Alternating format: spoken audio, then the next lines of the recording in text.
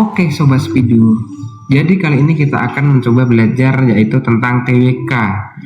Pada kali ini kita akan membahas integritas, bela negara, dan nasionalisme. Nah, ini adalah materi yang cukup penting ya, karena integritas, bela negara, dan nasionalisme seringkali keluar di SKD. Apalagi di tahun kemarin itu cukup mengasah otak ya, karena TWK pada saat ini ya, untuk sekarang menilik dari tahun-tahun sebelumnya itu terkait dengan penalaran dan analitis. Nah, jadi di sini kita akan belajar bagaimana caranya kita menganalisa dan memahami soal yang ada, terutama terkait integritas bela negara dan nasionalisme, supaya kalian bisa menjawab soal dengan cepat dan tepat. Gitu. Kita langsung saja ke materi. Nah, yang pertama adalah integritas. Jadi integritas adalah tindakan yang menunjukkan konsistensi antara apa yang dikatakan dengan tingkah lakunya. Ini adalah sesuai teori aja. Jadi intinya integritas adalah tentang akhlak.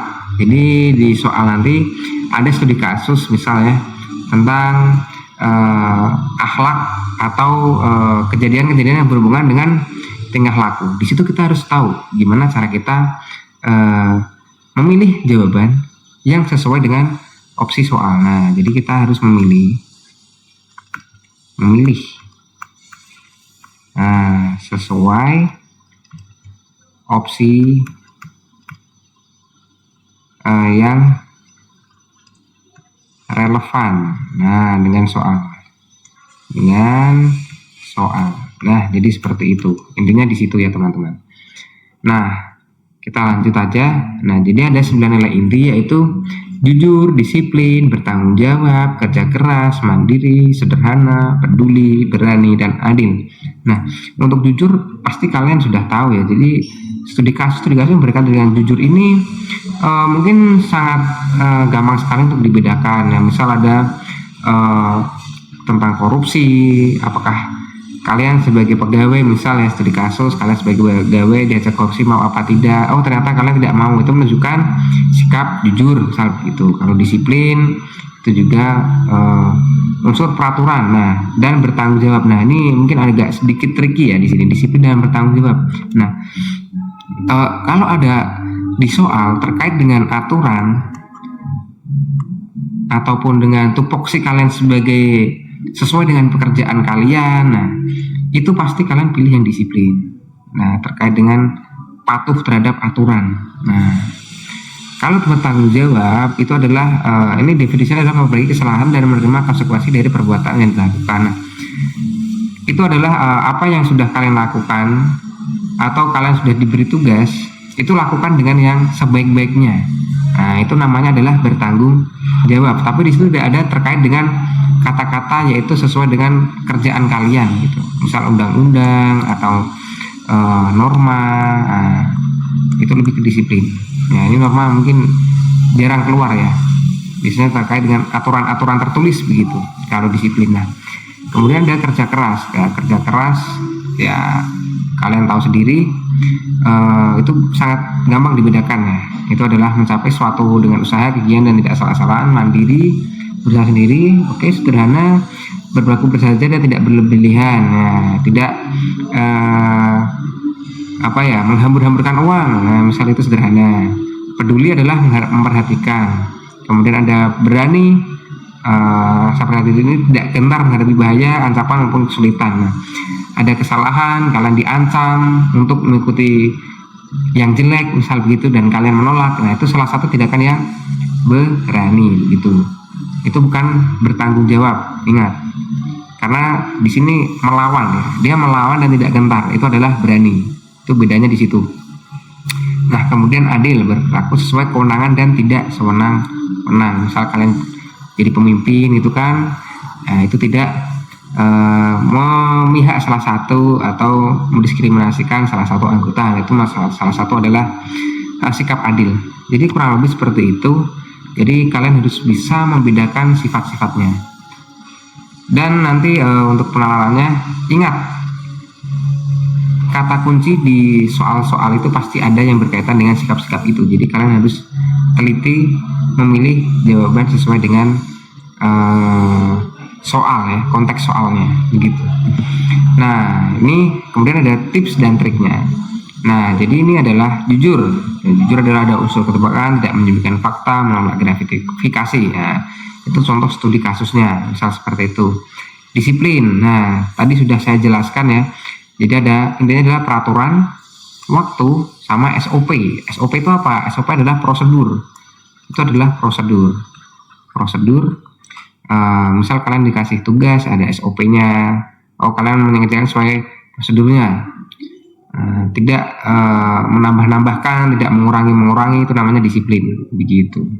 Tanggung jawab. Nah, jika tokoh dalam soal berani memperbaiki kesalahan dan berani menerima konsekuensi, itu adalah tanggung jawab. Nah, itu misal kalian melakukan kesalahan, ya kalian menerima konsekuensinya. Itu namanya tanggung jawab. Kerja keras adalah gigih pantang menyerah. Kemudian mandiri tanpa mengharapkan bantuan orang lain, begitu. Sederhana, berperilaku bersahaja, tidak berlebihan, peduli, memperhatikan kepentingan. Oke, berani. Nah, ini unsur gentar pada bahaya. Artinya intinya berani itu menolak ajakan yang salah, gitu ya. Berani biasanya begitu. Kemudian adil, tindakan tokoh sesuai kewenangan, proporsional yang tidak sewenang-wenang. Nah, jadi mungkin untuk integritas sendiri sangat ini ya, cukup mudah untuk kalian pahami terkait ini ya, soal beberapa sifat-sifat ini. Jadi kalian harus bisa membedakan itu, jangan sampai kalian terbalik ya, gitu. Nanti kita bahas di latihan soal supaya kalian lebih memahami lagi, gitu. Nah, kemudian sekarang kita ke nasionalisme. Nah, jadi nasionalisme adalah mementingkan identitas nasional, persatuan dan kepentingan nasional suatu bangsa dan negara. Ini adalah identitas nasional, persatuan dan kepentingan nasional. Nah, identitas nasional itu apa? Jadi itu adalah intinya adalah ini, ada kelengkapan negara, budaya, sikap dan perilaku. Nah, kalian misal menghormati ketika ada upacara bendera, kalian menghormati bendera merah putih, itu adalah salah satu bentuk nasionalisme. Nah, karena apa? Karena dia adalah bendera negara. Di situ ada lagu bangsaan juga. Itu adalah bentuk identitas nasional. Nah, identitas nasional ini adalah bagian nasionalisme. Kapan kita biasanya itu ke anak-anak salah ketika di opsi ada nasionalisme dan bila cinta tanah air. Nah, cinta tanah air. Nah, oh ini hampir mirip nih, nasionalisme, cinta tanah air. Nah, yang membedakan nasionalisme dan cinta tanah air ya adalah ini, adanya identitas nasional. Itu adalah bagian dari nasionalisme. Jadi kalau misal nanti ada bahasa, bendera di soal Pancasila, undang-undang, lagu bangsaan, Bhinneka Tunggal Ika, lambang, sistem pemerintahan, itu adalah bentuk nasionalisme. Gitu. Jadi cinta tanah air adalah misal menggunakan produk dalam negeri. Nah, misal begitu. Bangga menjadi memiliki budaya Indonesia yang beragam. Nah, itu masuknya ke nasionalisme.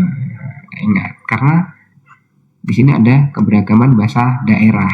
Nah, budaya termasuk bagian dari nasionalisme. Nah, begitu. Kemudian sikap dan perilaku, ciri khas masyarakat seperti gotong royong, toleransi, kerja keras, kemanusiaan, ramah dan kekeluargaan. Ini juga bagian dari nasionalisme. Begitu. Jadi nanti kalian harus bisa menganalisa dari soal-soal yang berkaitan dengan nasionalisme. Intinya adalah di identitas nasional ini untuk nasionalisme. Nah, kemudian ini ada tips and trick menjawab soal nasionalisme. Nah, kata kunci utama menyebutkan kepentingan nasional. Nah, intinya adalah ada identitas nasional. Oh, di situ ada bendera, di situ ada Bhinneka Tunggal Ika, di situ ada lagu bangsaan. Nah, itu adalah bentuk nasionalisme. Begitu. Nah, itu tujuannya menjaga identitas, persatuan dan rasa bangga. Nah, terus, ini ada patriotisme. Ingat, patriotisme apa? Kepahlawanan ada unsur dalam berkomitmen yang ekstrim. Sampai misal ada pejuang yang gugur di medan perang. Nah, itu bukan bentuk nasionalisme ya, tapi patriotisme, teman-teman. Jangan sampai kalian salah. Pejuang yang gugur di medan perang merupakan bentuk, misalnya begitu kan.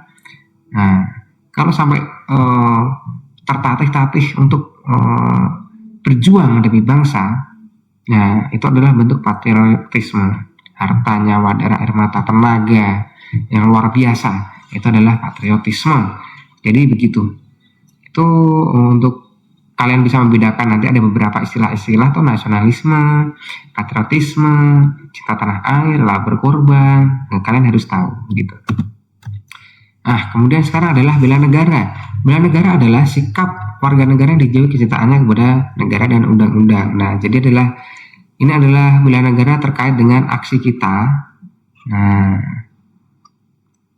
untuk menjamin kelangsungan hidup bangsa dan negara, itu adalah bentuk pengabdian kita kepada negara. Itu adalah bela negara. Jadi begitu. Nah, kemudian ada nilai dasar bela negara, ada cinta tanah air, ada kesadaran berbangsa dan bernegara, ada setia kepada Pancasila, rela berkorban, ada kemampuan awal bela negara menjaga kesehatan fisik dan mental, siap tanggap, cerdas emosional, spiritual, dan intelijensi. Jadi begitu untuk bela negara itu intinya adalah nanti tentang perilaku. Jadi kalau di soal cuman ada opsi-opsi yang baik, misal membaca budaya-budaya supaya kita tahu. Nah, kata-kata kunci seperti membaca, mencintai, itu adalah kata kunci yang tidak terkait dengan perilaku. Nah, yang untuk bela negara ini supaya kalian bisa memahami ini adalah perilaku. Nah, gimana tindakan nyata kita kepada bangsa dan negara itu adalah bela negara. Misal, ya ada contoh bela negara profesi. Misal kita teman-teman menjadi dokter, tapi di daerah pelosok, tapi tetap menjalankan profesi itu sebagai dokter dengan maksimal. Itu kan termasuk tindakan kalian sebagai profesi dokter kan mengabdi kepada negara supaya masyarakat itu sehat. Nah, itu salah satu bentuk bela negara. Tidak hanya bela negara fisik ya, yang perang atau apa gitu. Non fisik tuh seperti itu. Contoh yang dokter tadi, profesi, itu termasuk bela negara non fisik gitu. Nah, ini dia. Kemudian tips and triknya, kalau cinta tanah air, cara usaha berujuk pada menjaga nama baik bangsa, menggunakan dan menghargai, menggunakan produk dalam negeri. Itu bela negara dalam konteks cinta tanah air. Nah, menjaga kelestarian lingkungan, tidak membuang sampah sembarangan, itu termasuk bela negara. Kesadaran berbangsa dan negara, cara usaha berhubungan dengan kehidupan sosial masyarakat, kata kuncinya menghargai keanekaragaman. Nah, nanti konteksnya adalah kalian itu menghormati ya. Jadi ketika ada gotong royong, kalian tidak mendiskriminasi ras minoritas, itu termasuk bela negara di kesadaran berbangsa dan bernegara. Kemudian setiap pada Pancasila, ada rela berkorban. Ini adalah tips and triknya. Nah, mengamalkan nilai Pancasila itu adalah salah satu bentuk bela negara. Nah, nanti adalah di bagian Pancasila sendiri kan ada sila-sila ya. Ada pilar-pilarnya, itu akan kita bahas di materi selanjutnya. Kemudian rela berkorban, menunjukkan sifat tanpa pamrih, mendahulukan kepentingan bangsa. Peduli pada pembangunan masyarakat, itu adalah bentuk rela berkorban. Oke. Nah, ini kemudian adalah tabel pembeda ya, supaya kalian bisa membedakan nasionalisme, patriotisme, bela negara, cinta tanah air. Konsep dasar, jadi kita tadi udah bahas, nasionalisme intinya adalah tentang identitas nasional. Nah, patriotisme adalah semangat yang menggebu-gebu, ya, sifat yang ekstrim, sampai letih, sampai lelah, itu adalah patriotisme. Bela negara adalah sikap dan perilaku untuk mempertahankan bangsa dan negara. Nah, itu. Kemudian tanah air adalah perasaan yang tumbuh. Jadi perasaan aja ya. Jadi merupakan psikologi kita terhadap negara kita itu harus sangat cinta kepada tanah air. Kemudian ini adalah kata kuncinya, identitas nasional, kebanggaan bangsa. Kemudian patriotisme nih, harta, darah, nyawa, heroisme. Jadi itu adalah tindakan yang sangat nih ya, sampai kita kalah itu patriotisme. Nah, keberanian melawan penjajah ini kenapa tidak masuk ke bela negara? Karena dia adalah kata kuncinya adalah sampai darah ya, darah benar-benar tertatih-tatih, itu sangat ekstrim. Nah, termasuk patriotisme, ingat, bukan bela negara. Kemudian peran aktif ancaman. Nah, kemudian ada bela negara fisik dan non fisik sesuai profesi dan kewajiban negara yang sudah saya jelaskan tadi. Cinta tanah air, produk dalam negeri, menjaga lingkungan, melestarikan budaya, menjaga nama baik bangsa. gitu. Kemudian sifat utama cenderung pada ideologi. Kita sudah bahas ya untuk sifat utamanya. Contoh kasusnya adalah ini, menghormati perbedaan agama demi keutuhan. Nah, menghormati agama kan termasuk identitas nasional juga. Kemudian ini pahlawan-pahlawan, terkait pahlawan adalah patriotisme. Nah, kemudian membeli produk UMKM dalam negeri untuk menjaga ketahanan ekonomi. Nah, membeli bukan mencintai. Ingat, tadi kalau cinta tanah air mencintai produk dalam negeri. Nah, ini membeli, dia aksi nyata, termasuk untuk bela negara gitu. Dan ada kata menjaga. Menjaga itu adalah kata kunci untuk bela negara, menjaga keutuhan, untuk mengantisipasi adanya perpecahan, itu bela negara. Bekerja keras sesuai profesi, nah, seperti dokter tadi, nah itu termasuk bela negara. Kemudian untuk tanah air adalah menjaga dan melestarikan lingkungan hidup, menghargai karya anak bangsa. Hargai, mencintai, itu adalah bentuk cinta tanah air. Nah, jadi kurang lebih begitu untuk materi TWK pada kesempatan kali ini, yaitu ada integritas, ada bela negara, dan ada nasionalisme. Jadi untuk selanjutnya kita akan mencoba beberapa latihan soal supaya kalian lebih memahami lagi bagaimana cara kita untuk menganalisa soal, karena TWK pada sekarang ini ya, jadi soal itu opsi jawaban itu hampir mirip. Jadi kalian harus bisa membedakan, wah ini kira-kira yang mana jawaban yang paling tepat. Nah, jawaban yang paling sesuai dengan konteks soalnya kita akan bahas di setelah sesi berikut ini. Kita akan bahas. Oke, kita akan lanjut ke latihan soal.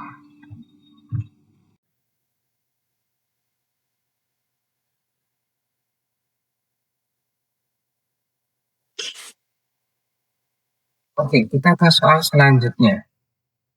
Perlawanan tanpa kekerasan yang dilakukan para tokoh bangsa di forum PBB membuktikan bahwa A. Militer Indonesia belum siap menghadapi perang terbuka. B. Dunia internasional lebih memihak pada perjuangan RI. C. Diplomasi adalah senjata efektif menjaga kedaulatan negara. D. Pemimpin bangsa takut akan jatuhnya banyak korban jiwa. E. Belanda mulai menyerah secara ekonomi di Indonesia. Nah, kita lihat kata kuncinya. Di sini adalah perlawanan tanpa kekerasan, diplomasi ya kata kuncinya. Nah, membuktikan bahwa militer Indonesia belum siap menghadapi perang terbuka. Kita lihat ya, militer Indonesia belum siap menghadapi perang terbuka. Nah, ini bukan jawaban yang tepat karena tujuannya diplomasi. Kita cari kata-kata yang positif lagi. Militer Indonesia belum siap. Nah, itu kata-kata negatif ya. Kita hindari kata-kata yang seperti ini. Nah, kata-kata negatif seperti ini kita harus hindari. D. Dunia internasional lebih memihak pada perjuangan RI. Nah, perlawanan tanpa kekerasan. Nah, ini kan dunia internasional lebih memihak. Tidak ada hubungannya ya. Karena ini konteksnya adalah kenapa para tokoh itu melakukan diplomasi. Nah, jawabannya dunia internasional lebih memihak. Jadi ini tidak ada hubungannya. Kemudian yang C, diplomasi adalah senjata efektif menjaga kedaulatan negara. Nah, kemudian kita cek di soal, oh ternyata masuk akal. Kenapa menggunakan diplomasi para tokoh? Karena diplomasi adalah senjata efektif. Nah, kita simpan. Pemimpin bangsa takut akan jatuhnya banyak korban jiwa. Nah, kata takut ini adalah kata negatif. Kita harus hindari. Oke, jadi yang E, Belanda mulai menyerah secara ekonomi di Indonesia. Perlawanan tanpa kekerasan. Nah, Belanda mulai menyerah secara ekonomi di Indonesia. Nah, kalau sudah menyerahkan tidak perlu dilakukan diplomasi. Karena ini ada diplomasi, berarti ada terkaitan masih ada perlawanan, gitu kan? Belum menyerah. Dan ini tidak ada hubungannya. Nah, untuk soal kali ini terlihat jelas ya opsi yang paling benar. Jadi opsinya adalah yang C, diplomasi adalah senjata efektif menjaga kedaulatan negara. Kita ke soal selanjutnya. Jenderal Sudirman tetap memimpin gerilya meski dalam kondisi paru-paru yang rusak. Relevansi bela negara bagi pemuda saat ini adalah, ingat, kita kata kuncinya adalah Jenderal Sudirman tetap memimpin gerilya meski dalam kondisi paru-paru yang rusak. Bela negara. Bela negara itu adalah aksi ya, perilaku kita. Nah, perilaku bagi pemuda saat ini. Untuk opsi A, kegiatan mental menghadapi tantangan global. Oke. Kegigihan mental. Di sini terlihat ya. Jenderal Sudirman tetap memimpin gerilya meski dalam kondisi paru-paru yang rusak. Oh iya, ternyata Jenderal mempunyai mental petarung ya. Meskipun kondisi paru-paru yang rusak, dia memiliki mental yang kuat untuk tetap memerangi penjajah. Nah, relevansi. Kemudian bagi pemuda saat ini, tantangan global. Nah, tantangan global termasuk ancaman pada saat ini. Nah, jadi yang A kita simpan, ini benar. B, kepatuhan pada Komando Pimpinan Militer Pusat. Nah, ini salah, tidak ada konteks bela negara ya. Nah, bela negara. Kemudian, keberanian menghadapi ancaman musuh secara fisik. Nah, ini juga benar. Di sini kan terlihat Jenderal Sudirman tetap memimpin gerilya meski dalam kondisi paru-paru yang rusak. Nah, jadi konteksnya dia masih tetap perang karena dia gerilya kan itu perang. Nah, secara fisik masih berani untuk berperang meskipun kondisi paru-paru yang rusak. D, kesetiaan menjaga rahasia negara, ini jelas salah. Kemauan mengutamakan kepentingan kelompok kerja, ini juga salah karena tidak ada kaitannya ya, jadi kelompok kerja. Nah, sekarang kita lihat jawaban yang paling benar adalah yang A. Kenapa? Karena untuk pemuda saat ini ancamannya adalah tantangan global karena saat ini itu adalah kondisi yang sudah normal, tidak ada peperangan seperti zaman dahulu, apalagi pemuda ya, pemuda saat ini. Kita harus menghadapi tantangan global, bukan tantangan fisik yang pertama. Kemudian di sini tetap memimpin gerilya meski dalam kondisi paru-paru yang rusak. Oh, itu adalah menunjukkan mental yang gigih. Meskipun sakit, punya mental untuk terus berjuang. Nah, jadi jawaban yang paling tepat adalah yang A, gitu. Jadi kita harus bisa menganalisa soal. Ini kan seolah-olah mirip ya, tapi ketika kita lihat konteks soalnya, wah jadi kelihatan arah soalnya itu maunya kemana. Begitu. Budi Utomo tahun 1908 menandai era kebangkitan nasional. Implementasi nilai organisasi ini bagi pemuda di era modern. Nah, A. Membentuk kelompok hobi yang solid di media sosial. B. Menghidupkan kembali tradisi lama di sekolah-sekolah. C. Melakukan demonstrasi besar menuntut hak masyarakat. D. Memperbanyak jumlah relawan di wilayah perbatasan. E. Memprioritaskan kemajuan bangsa melalui pendidikan. Nah, Budi Utomo itu adalah organisasi pergerakan nasional. Oke. Nah, itu adalah bergerak di bidang pendidikan. Nah, ini Budi Utomo ya. Nah, yang pertama kita lihat opsi A. Oh ya, sebelumnya kita lihat kata kuncinya. Oh, ini adalah sebuah sejarah ya, sejarah pembentukan organisasi. Nah, kita disuruh untuk memilih implementasi mana yang benar. Yang pertama, membentuk kelompok hobi yang solid di media sosial. Nah, nilai ya, ingat nilai. Kita harus cari nilai-nilai. Ada sebuah unsur-unsur akhlak ya di situ ya. Membentuk kelompok hobi yang solid. Nah, ini tidak ada yang berhubungan dengan nilai. Kita salahkan. Hidupkan kembali tradisi lama di sekolah-sekolah. Tradisi apa ini maksudnya? Ini juga konteksnya masih tidak jelas karena ini menandai era kebangkitan nasional. Jadi tidak ada kaitannya. C. Melakukan demonstrasi besar, jelas salah, negatif. Memperbanyak jumlah relawan di wilayah perbatasan. Ini tidak ada kaitannya dengan pendidikan ya, karena Budi Utomo itu terkait dengan pendidikan, organisasi kebangkitan nasional. Nah, dan tidak ada nilainya ya. Tidak ada nilai yang ada di kalimat ini. Nah, yang E, memprioritaskan kemajuan bangsa. Nah, ini ada nilainya ya. Oh, nilai memprioritaskan kemajuan bangsa. Ada nilai nasionalismenya melalui pendidikan. Jadi jawaban yang benar adalah yang E. Jadi begitu. Kemudian kita ke soal selanjutnya. Agus Salim tetap hidup sederhana meski menjabat menteri dan menguasai banyak bahasa. Integritas pahlawan ini mengajarkan pemuda bahwa A. Kepemimpinan adalah pengabdian bukan kekayaan. B. Keahlian bahasa adalah kunci utama diplomasi global. C. Pejabat negara harus selalu dekat dengan rakyat kecil. D. Kesederhanaan adalah cara mendapatkan simpati publik. E. Loyalitas kepada atasan adalah integritas tertinggi. Nah, kita lihat kata kuncinya. Sederhana, meski menjabat menteri dan menguasai banyak bahasa. Sederhana ketika menjabat. Nah, integritas, kita bahas dengan integritas, sikap ya, nilai. Ya. Kita lihat opsi A, kepemimpinan adalah pengabdian, bukan kekayaan. Betul, ini juga betul.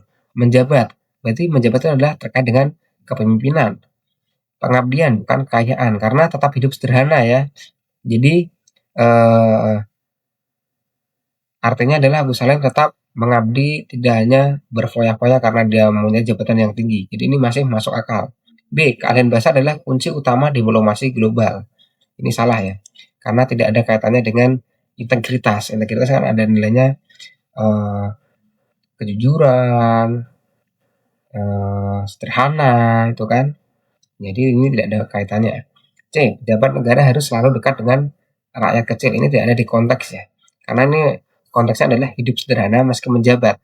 Tidak ada konteks untuk terkait dengan rakyat kecil. Kemudian kesederhanaan adalah cara mendapatkan simpati publik. Nah, ini jelas konotasi yang negatif.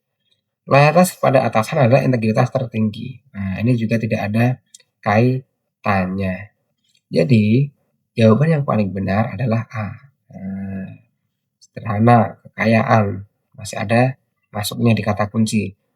Kepemimpinan, menjabat. Nah, begitu. Jadi, jawabannya yang paling tepat adalah A. Kemudian, soal terakhir, memilih menggunakan produk UMKM lokal daripada merek mewah luar negeri merupakan wujud cinta tanah air dalam A. Memperkuat daya saing produk global, B. Mengurangi ketergantungan modal asing, C. Menjaga kestabilan nilai tukar rupiah, D. Memperkuat kemandirian ekonomi bangsa, E. Upaya pemerataan kesejahteraan warga. Nah, kita lihat cinta tanah air, jadi kita harus cari nilai-nilai yang ada cinta tanah airnya. Ingat, TWK itu kita harus cari yang berhubungan dengan hal-hal akhlak ya, akhlak sikap yang sesuai dengan Pancasila, sesuai dengan undang-undang, seperti itu.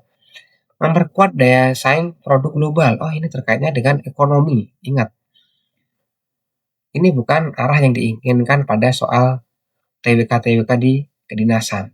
Jadi, soal-soal yang terlalu teknis, jawaban yang teknis seperti ini, memang ini benar, memperkuat daya saing produk global.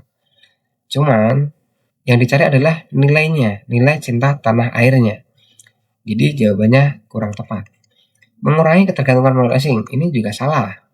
Ini masih terkait dengan ekonomi, bukan nilai yang dicari dalam soal TWK.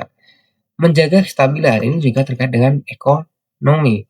Memperkuat kemandirian ekonomi bangsa. Nah, ada kata bangsa, kemandirian ekonomi. Nah, ini termasuk dalam nilai-nilai wujud cinta tanah air. Begitu, memperkuat kan. Nah, cinta tanah air memperkuat, meningkatkan. Ini adalah salah satu kata yang berhubungan dengan cinta tanah air.